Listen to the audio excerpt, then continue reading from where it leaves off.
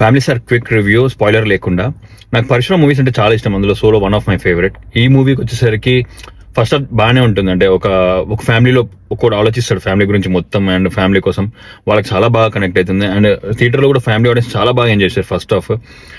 విజయ్ దేవరకొండ ప్రతి స్క్రీన్ లో ఉంటాడు అండ్ చాలా బాగా యాక్టింగ్ చేసింది. మృణాల్ ఠాకూర్ కూడా చాలా బ్యూటిఫుల్ ఉంది, చాలా బాగా యాక్టింగ్ చేసింది. అండ్ సాంగ్స్ కూడా చాలా బాగున్నాయి, బ్యాక్గ్రౌండ్ చాలా బాగుంది. కాకపోతే సెకండ్ హాఫ్ విషయానికి వచ్చేసరికి సినిమా అంత ఎక్కలేదు, నాకైతే అస్సలు ఎక్కలేదు. ఎందుకంటే లవ్ స్టోరీ అని చెప్పారు, 80% లవ్ స్టోరీ ఉంటుందని. ఆ లవ్ స్టోరీ కూడా అంత ఎంగేజింగ్ గా లేదు. ఒకటే కాన్సెప్ట్ పట్టుకొని డ్రాగ్ చేశారు.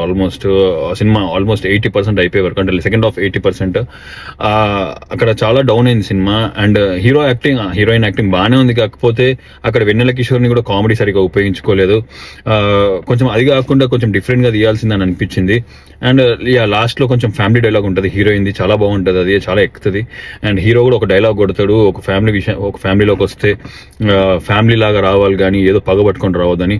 అలాంటి డైలాగ్ చాలా మందికి ఎక్కుతుంది. కాకపోతే ఎందుకో సెకండ్ హాఫ్ సినిమాకి సంబంధించకుండా ఎటో వెళ్ళిపోయింది. నాకు తెలిసి డైరెక్టర్లు అందరూ సెకండ్ హాఫ్ మీద బాగా కాన్సన్ట్రేట్ చేసి ఫస్ట్ హాఫ్ లైట్ తీసినా కానీ సినిమా చాలా మందికి ఎక్కుతుంది.